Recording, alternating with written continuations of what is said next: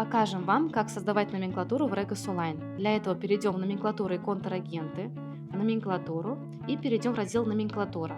В первую очередь создадим группу номенклатуры. Нажимаем на «Создать группу», вводим наименование номенклатуры, например, продукты питания.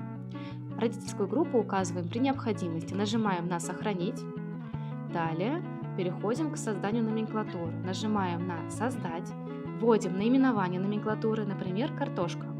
Указываем группу номенклатуры, а также единицу измерения. В нашем случае это килограммы. Далее необходимо выбрать ставку НДС.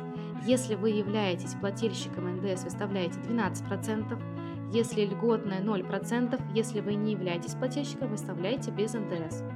Остальные параметры заполняются при необходимости.